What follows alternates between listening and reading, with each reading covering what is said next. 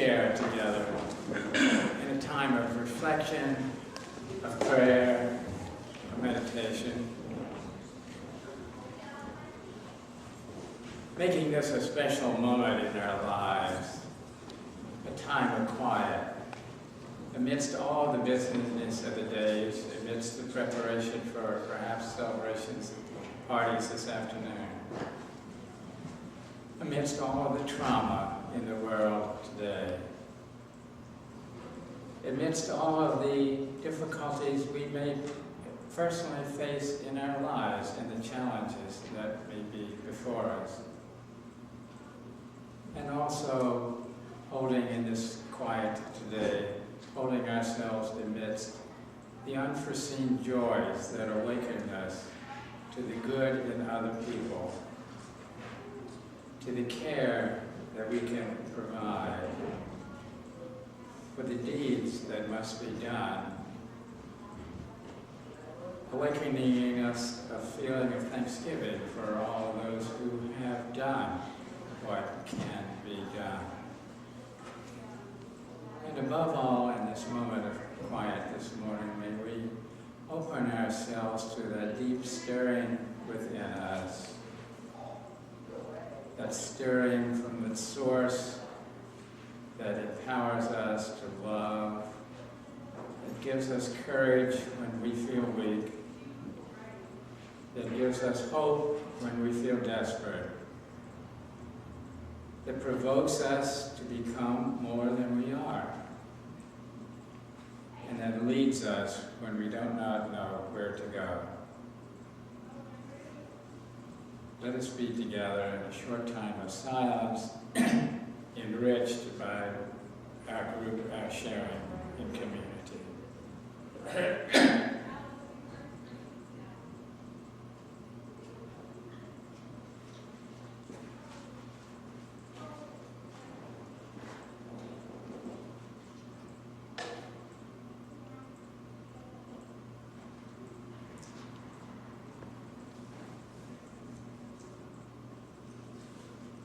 May the openness of our hearts, minds, lead us forward together in peace and justice. So be it. Amen. Blessed be.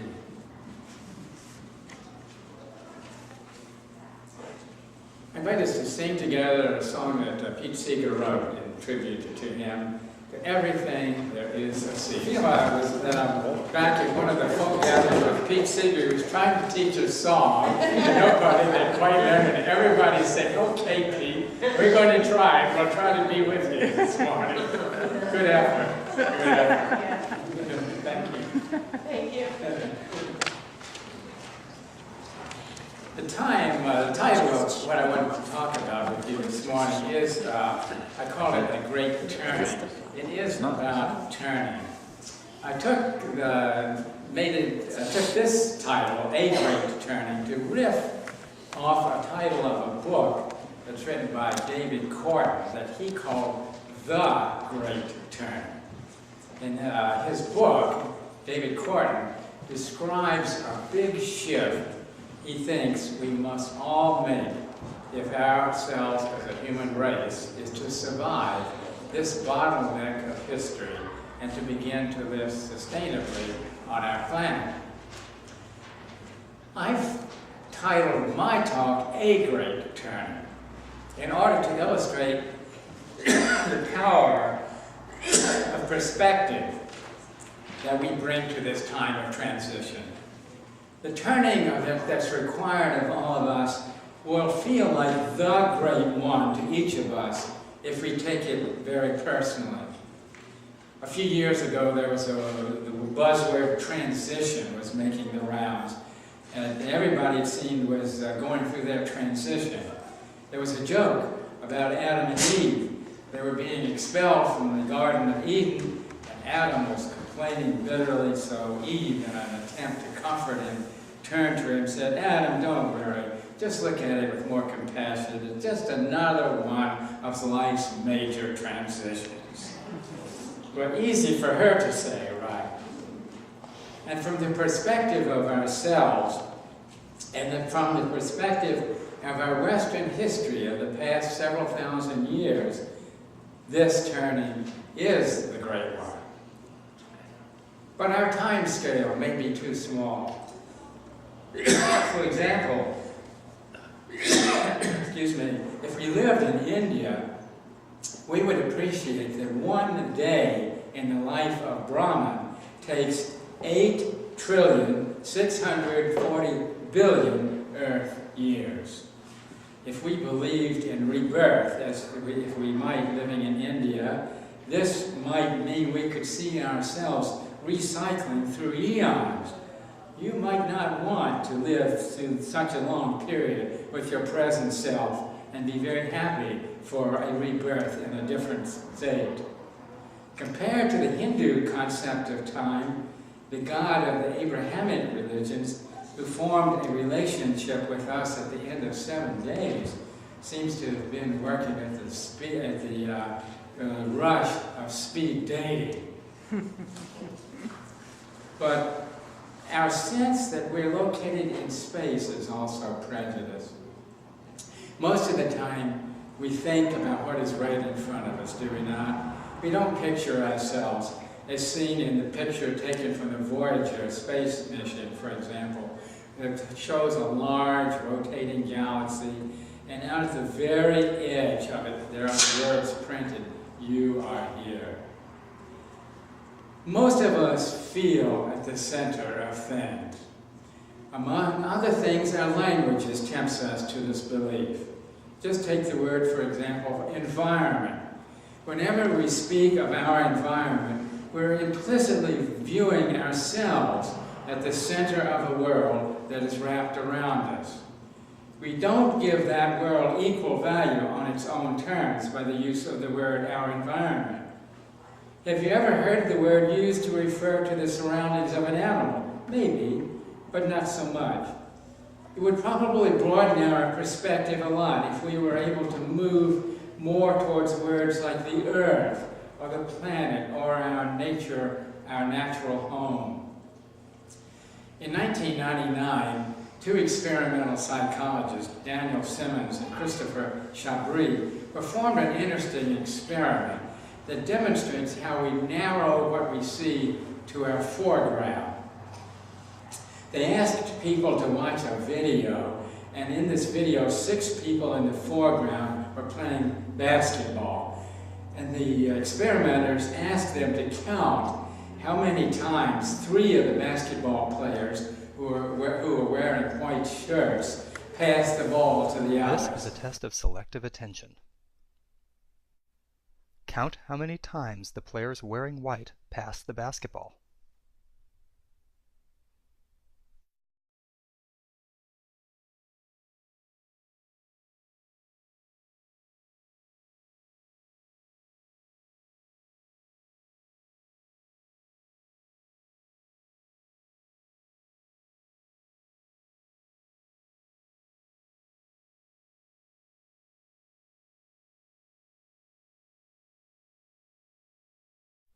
How many passes did you count?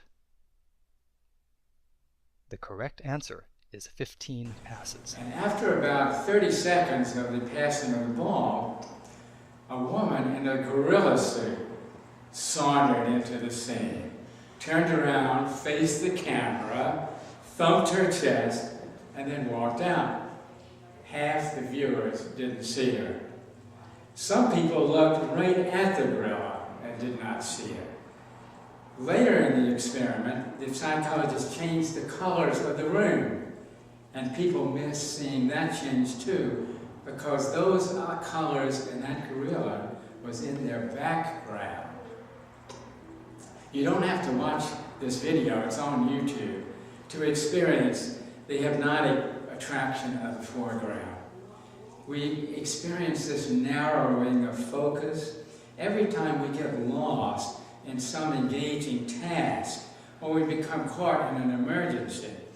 We lose awareness of the bigger picture at that time. The background is just very hard to see when it's out there, and something is very important in here. And even more so it's hard to see the background that rests in our minds when certain thoughts, intuitions, and intentions are in the foreground of our thinking.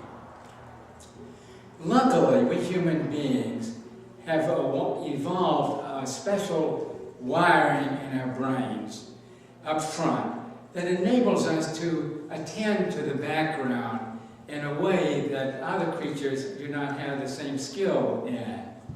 So we do not need to be imprisoned by our foreground. But this wiring in our brains is relatively new.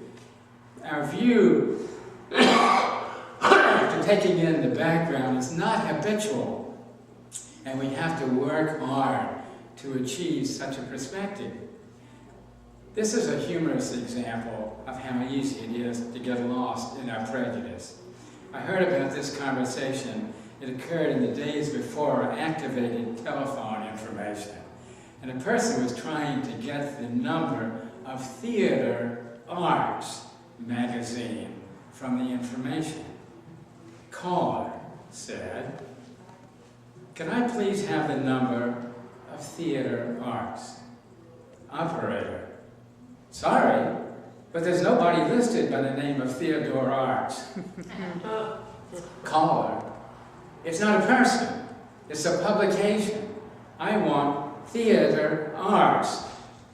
Operator, speaking more loudly, "I told you, we have no listing for Theater Arts." Caller, getting frustrated, "The word is Theatre."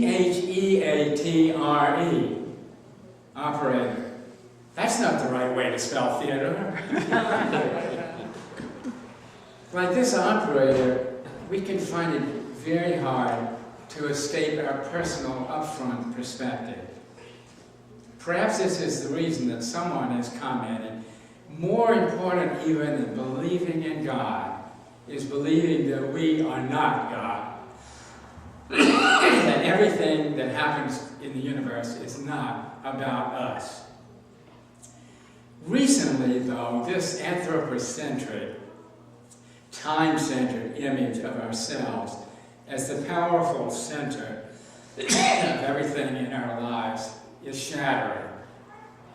For the first time ever, many of us doubt that we will be powerful enough to create the future that we want. Our children, many of them, see what's coming, even if we do not, as a live possibility. A recent survey commissioned by Habit Heroes and conducted by Opinion Research showed that 1 out of 3 preteens feels that he or she will face an earthly apocalypse. In the words of the recovery movement, we may be beginning to bottom out. Like all of those addicted to a narrow point of view, we first try everything we can to resist waking up to the facts. For example, among some in the scientific community, there are live theories proposed to put sulfur dioxide into the atmosphere to reduce sunlight to moderate global overheating, despite the fact that some sulfuric acid will drip back to Earth.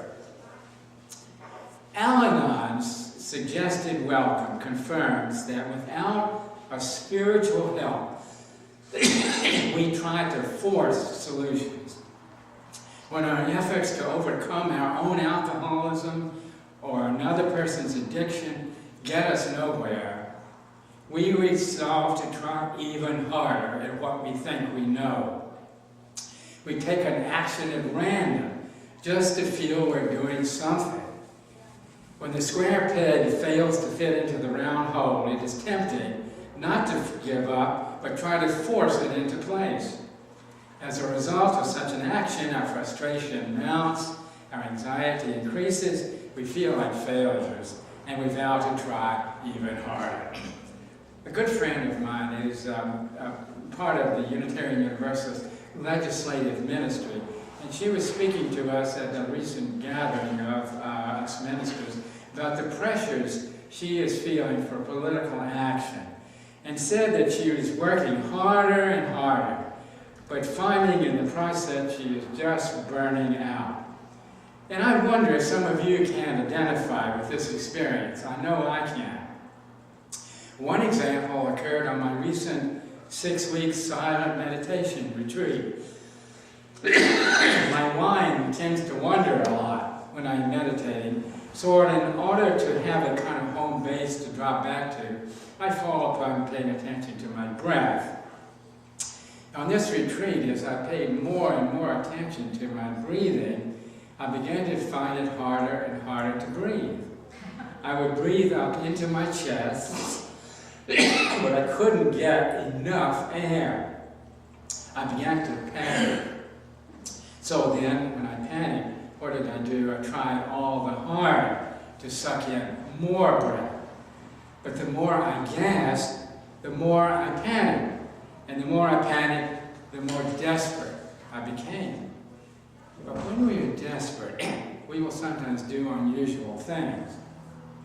And I think this truism applies also to our entire culture. In my case, I remembered that my purpose in meditating was to be more fully connected with what was happening, and not to what I wanted to be or to change. I also remembered that my teacher had suggested that I should attend more to breathing out, letting go. I had not followed this advice because it seemed so counterintuitive. But at this point, I had nothing to do but simply to surrender. I gave up trying to get that extra breath and gave in to the feeling of what it felt like to suffocate. But as I relaxed into my tensions, slowly and gradually, the tightness in my chest subsided. My body began to soften, and as it did, I found myself to begin naturally to deeply and fully inhale without effort. And soon afterwards, this experience, I experienced for the very first time in my whole life what it feels like to breathe so naturally, comfortably, and freely in a fully relaxed body. I believe our culture is gasping for breath. We are trying to drill out the last drop of oil, frack the last cubic foot of gas, drain the last underground aquifer. We're beginning to panic. In India, people are finding it difficult to breathe, literally. In China, the government has posted signs on the walls trying to persuade people that everything is all right and that it is not the government's fault. Such sayings include, smog means better industry. We're beginning to wake up to the fact that everything, though, is not all right. We're beginning to question whether we are the ones to whom the rest of the world should absolutely adjust. We're beginning to doubt the wisdom that we can use the earth for anything that we wish. I had a shift on my meditation retreat that was related to achieving such a larger perspective also. I went to the retreat for very practical reasons. I wanted to become more patient, excuse me, and a little more generous. But while I was there, I began to appreciate the very special opportunity I had for letting the retreat lead me into a larger purpose. I began to understand that I did not have to make the retreat work for me. Thank you. I simply had to just relax into the process of the retreat. In Dharma terms, you could say, I was learning to take refuge in the Buddha, the Dharma, and the Sangha. Or you could alternatively say, I was learning to take refuge in God, the universe, consciousness, human potential, or simply my path. The descriptive words are not important, but the fact that they all point to a larger perspective of living is very important. This larger perspective resides within us as much as we reside in it. Sorry about that coughing this morning.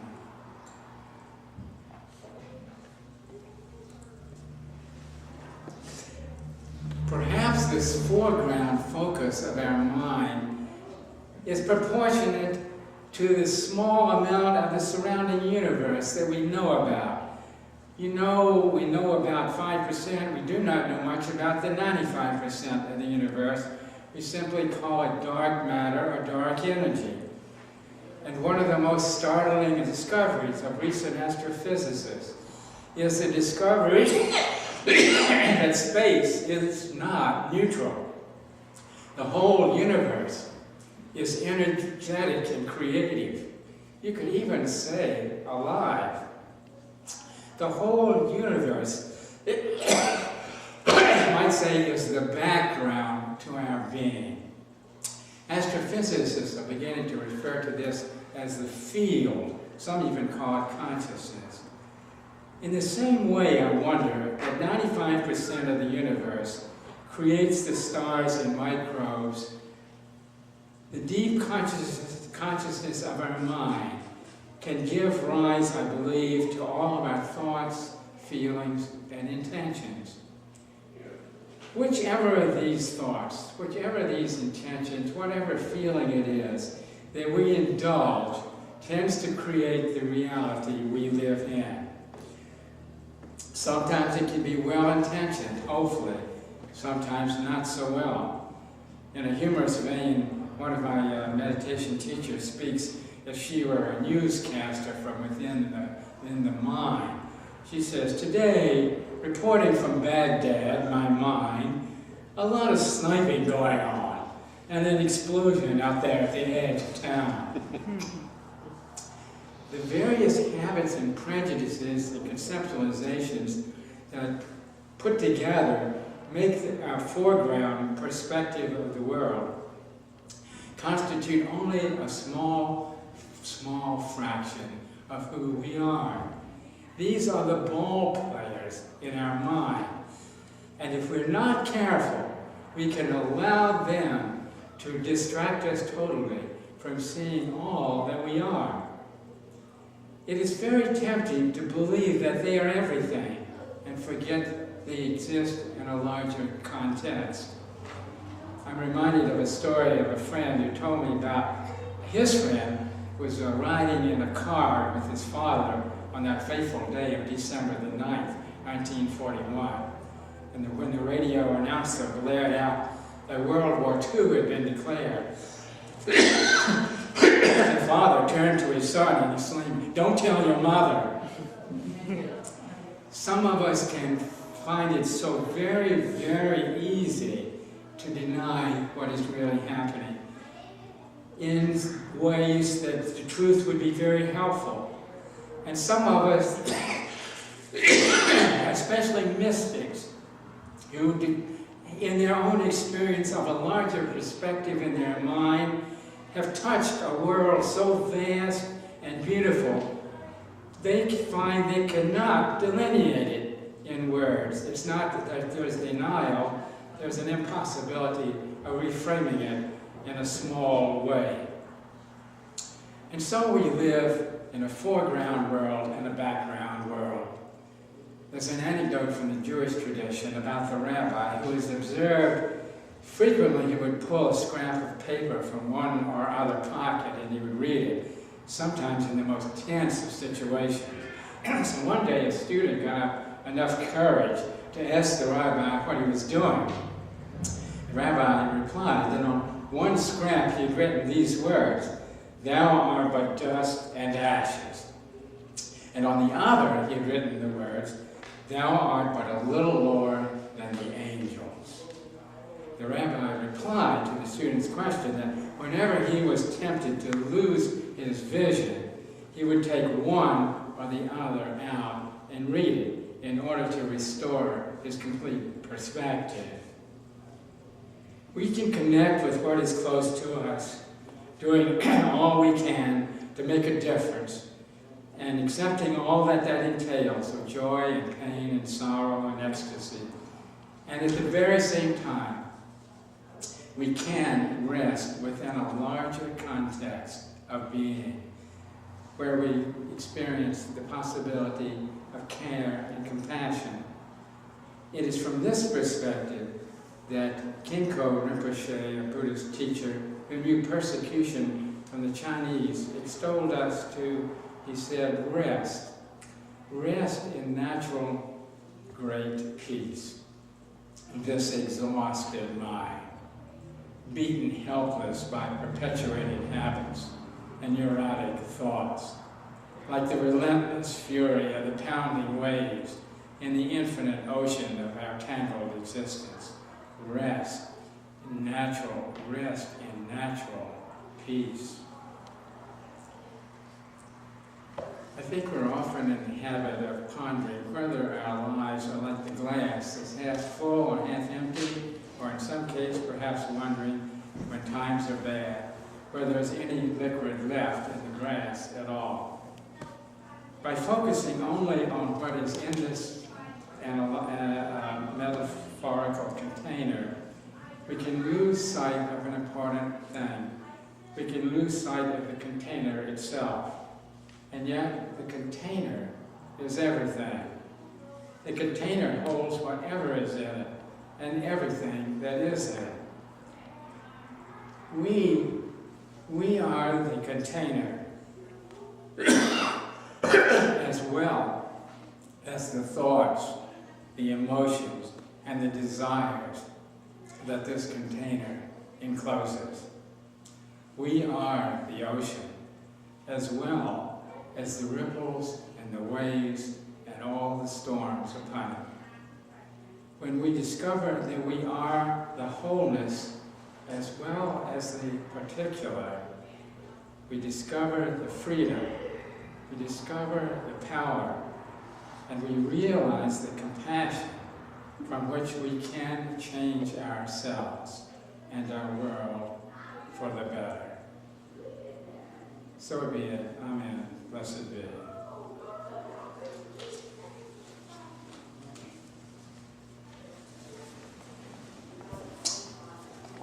I invite us to turn and read together a contribution to this subject.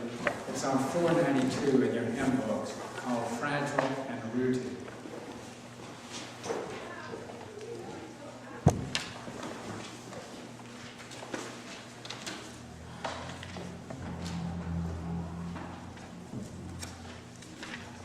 I invite those of you on this side, maybe you can split down the middle somewhere, to read the first few sentences, and those on this side of the congregation on your left, please read the next sentences.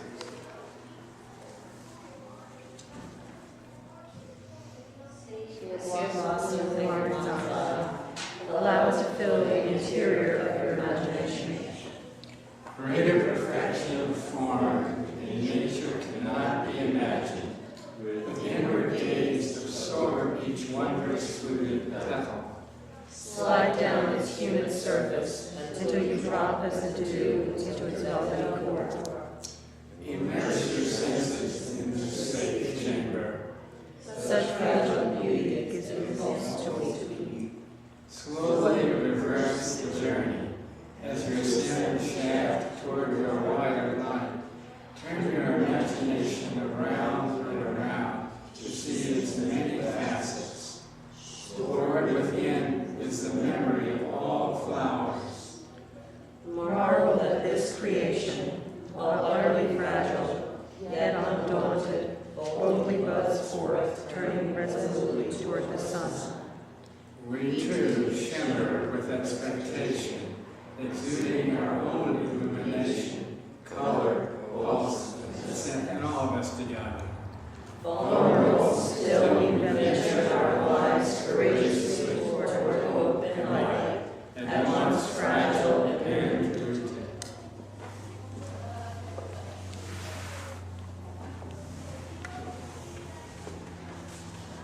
I thank you for your patience in listening this morning, especially with my coughing. And for me, I'd like to say that having an opportunity after our talk to connect with you in a more personal way, to hear perhaps your experiences that may be related to the subject, or your comments, or your corrections, or your additions, is very helpful, and I think it also provides us the opportunity to hear from each other. So I wonder if there are any thoughts or comments or experiences that you might like to share. Check your mic. Yeah. I Oh, did, you turned because it I off. was- Okay. Yes. Well, yeah, I know that I think that early in your sermon, you meant to say, you were talking about how people their vision is limited. Yeah. For all kind of, and it reminds me of the last time I went to this group that I go to a bit. I'm wearing contacts, and somebody said, "You look different." I said, "I shaved my beard." Yeah. And they said, "Oh, that's what it is." Yeah, that's a good example, isn't it? And I think that what is kind of most useful for me is to begin to see that that's true.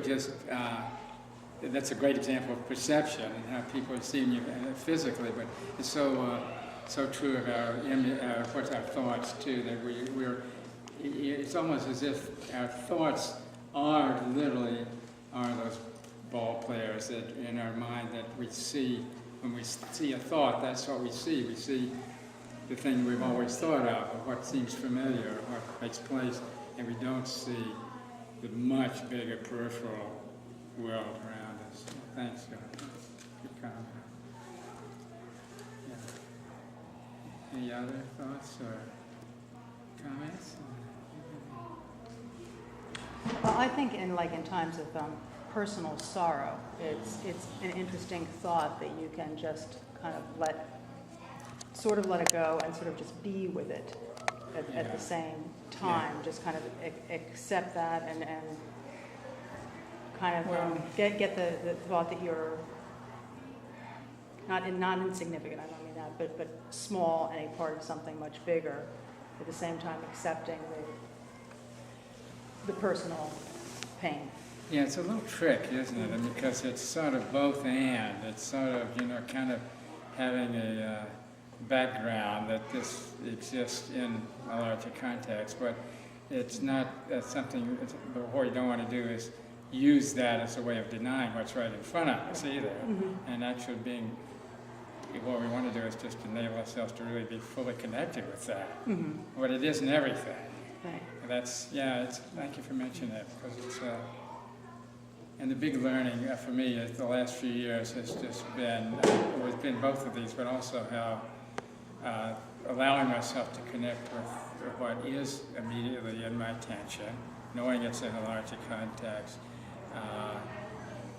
has a saving quality to it rather than what you might expect as the reverse. Yeah, being sucked down into Yes. this vortex of Yes. despair. Right. Yeah. Any other thoughts or comments? Well, I do. I disagree. Good. Now, you said you can go to the ocean and watch the waves come in, and you're going to keep going for 1,000 years. They'll just keep going beyond that. Keep coming and going, coming and going, coming. Well, you got a problem. You narrow down that problem and break it up into factors, and you go through each factor.